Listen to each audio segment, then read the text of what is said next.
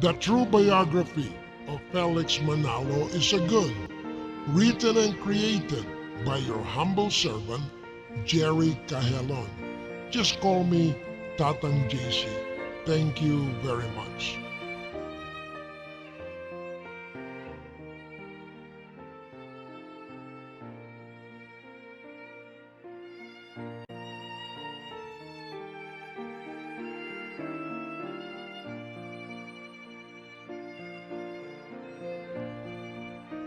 Before I proceed, my very dear brothers and sisters, friends, countrymen, and acquaintances, may you please don't forget to like, share my videos, and subscribe also to my YouTube channel so you can easily follow through on my next significant manifestations or testimonies. Thank you very much.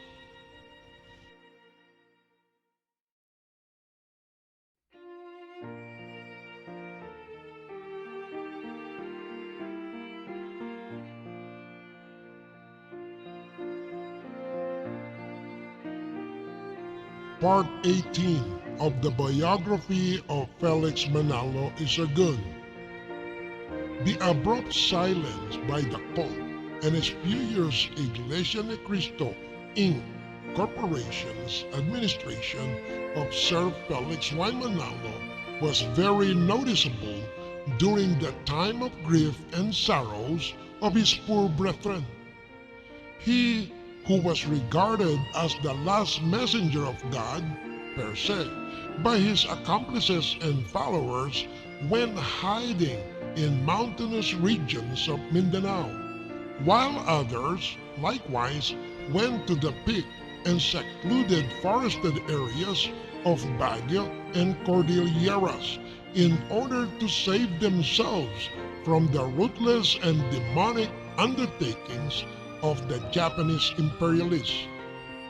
Sir Felix Y. Manalo instead was simply and selfishly sending his trusted emissaries down the plains spreading news that he per se is diligently teaching and saving souls in various towns and villages of Visayas and Cotabato of Mindanao, wherein he was exiled by the Imperial Japan.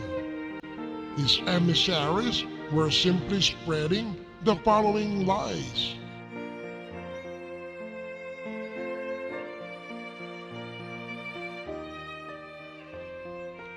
Accordingly, Sir Felix Y. Manalo, per se, was kidnapped and exiled in the far-flung mountains of Mindanao by the Japanese government.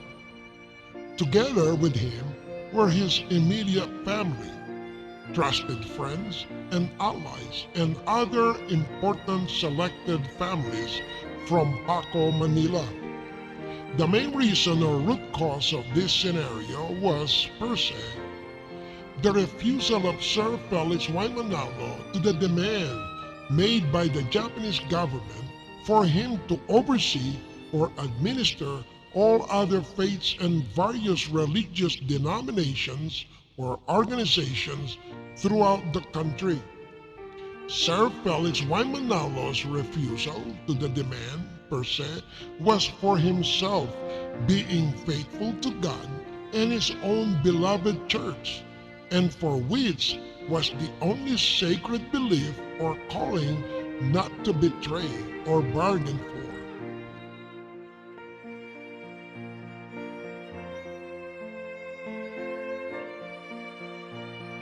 However, the truth about this event was due to the secret collusion and outrageousness between Sir Felix Y. Manalo and Japanese government, which likewise I already related previously.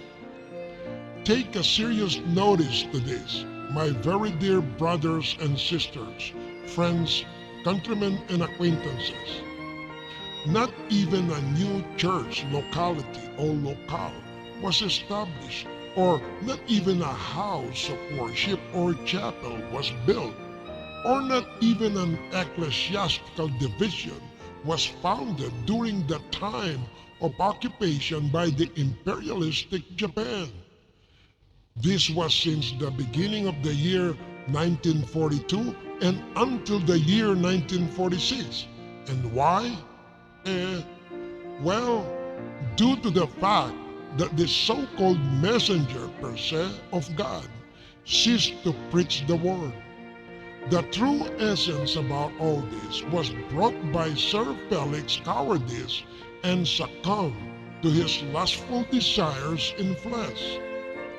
He surely went hiding, and while others among his allies and followers were led by Mr. Cipriano Sandoval, they who possess a portion of the large bulk of Brethren's money also went up to the mountainous regions of Baguio and Sierra Madre of Cordilleras.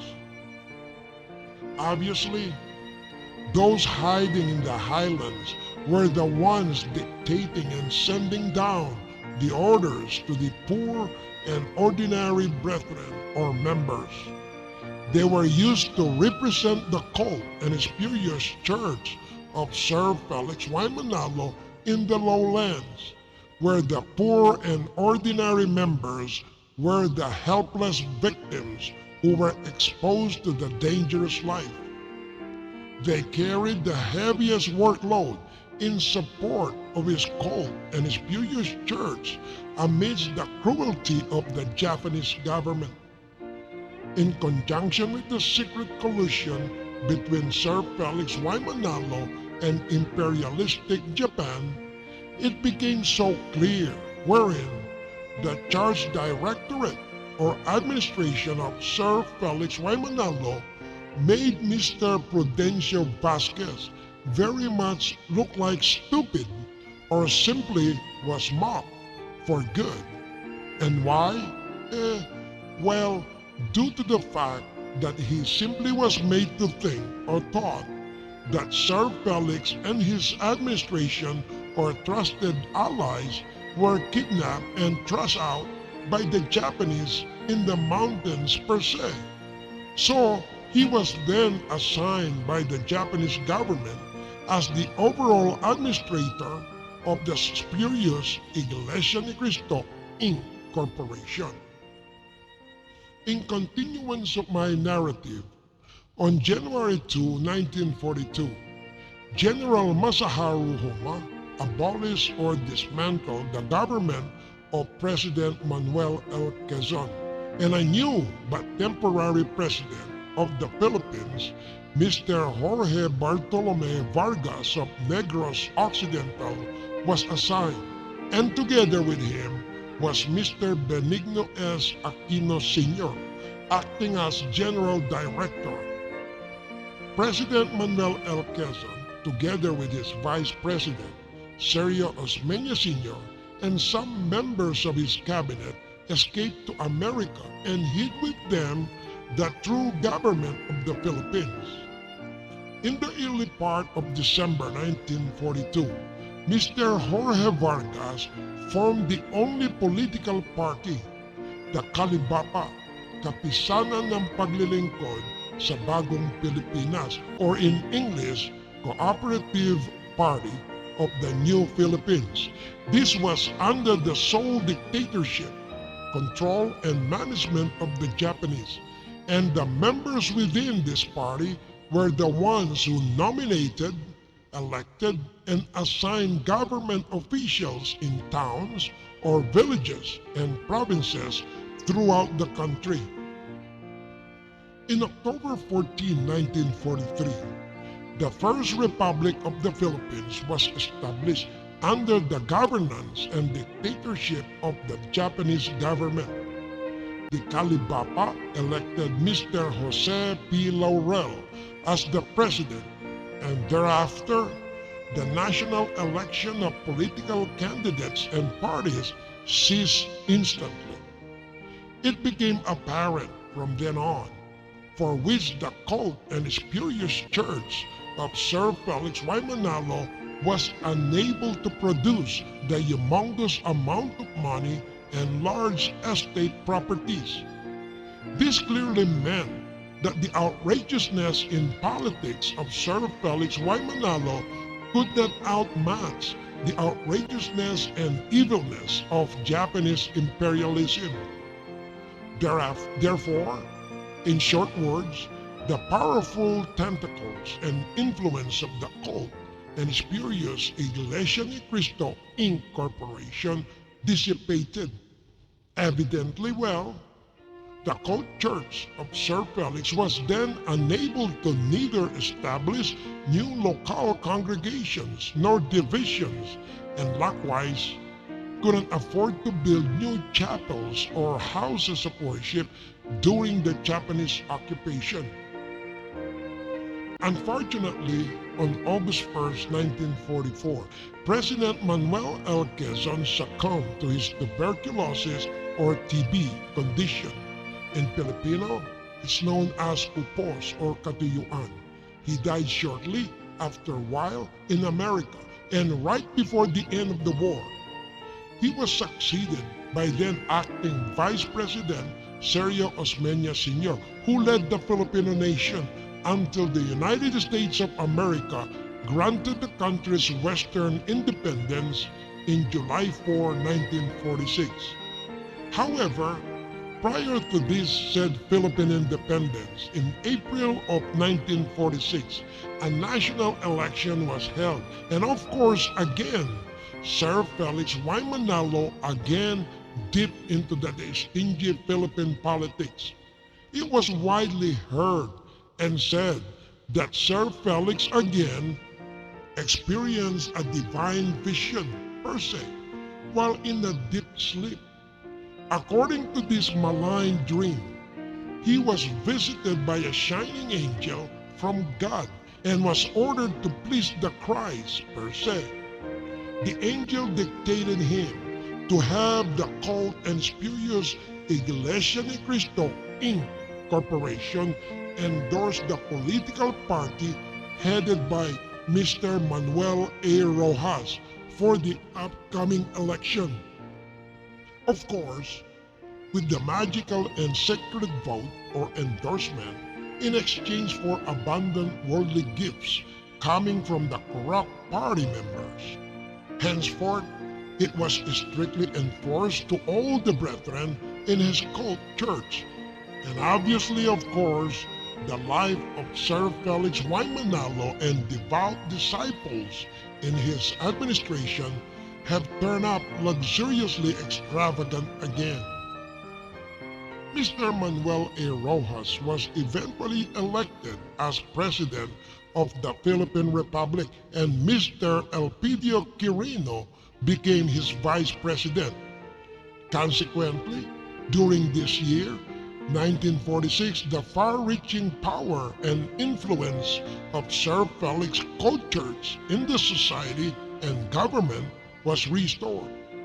With this was the return of all estate properties and chapels or houses of worship previously owned by Sir Felix Manalo's religious clubhouse. The construction of new houses of worship resumed nationwide after 4 years of Sir Felix Y. Manalo's hiding due to his own cowardice in Cotabato. In a short period of time, during the later part of year 1946, he finally established a congregational division in the province of Cotabato and entrusted under the administration of Mr. Mariano Suarez. In 1947, the tiny local congregation of Cagayan was transformed into a division under the administration of Mr. Jose Nisperos. This was followed by a dispatch of out-of-town churchmaker with his family to represent the local congregation of Bicol region in Albay, whereas the actual membership of this local congregation was inflated multiple times to make it appear like a division under the supervision of Mr. Prudencio Vasquez. Likewise, in 1948, this happened to the very tiny local congregation which magically transformed into a division of Ilocos Sur under the supervision of Mr. Filemon Sanidad. My friends, in simple words, it is revealing in here lies upon the revelation of truth about the mystifying and sudden or quick increase in national membership of the cult and spurious church of Sir Felix Y. Manalo with respect to the provincial accounting.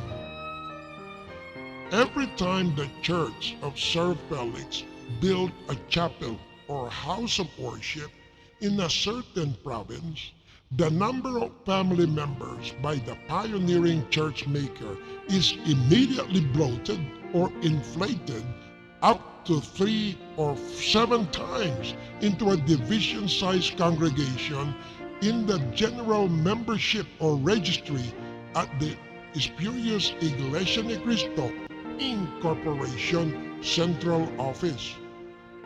In this fiasco and manner of quackery, scam, fraud, and outrageousness, or in Filipino lingo, it is called kabalbalan o kabalastugan, so many political parties and candidates in our country were impressed or obviously fooled by the huge number of members. Thereby, these corrupt politicians began courting to acquire the magical and sacred vote or endorsement of Sir Felix Y. Manalo, foolishly believing they will get the bloated votes of his brethren during the election. Of course, the payback to the bloated vote or endorsement of the cult and spurious Iglesia ni Cristo INCorporation would be plenty of monetary gifts and land properties, charitable donations per se, in the building of chapels. When a political candidate or a party is fortunately elected by the real voting people, well, of course, the endorsement of the Iglesia ni Cristo INCorporation seemed to look real for those endorsed and elected. In the end, the winning candidate or party endorsed will continue to give favors to Sir Felix Y. Manalo and his cohorts.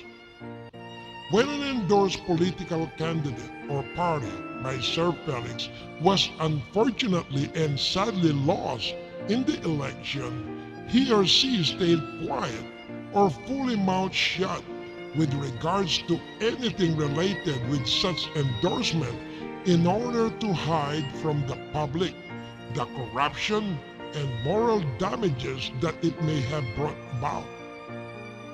Therefore, whether or not the political candidate or party endorsed by the cult and spurious Iglesia ni Cristo INCorporation won or lost in the election, Sir Felix Y. Manalo still walks away as a winner with a plentiful amount of money or estate properties, isn't it? This is why he was known as Felix the Game Banker or cockfight promoter, whereas it means he always won in the arena of gambling.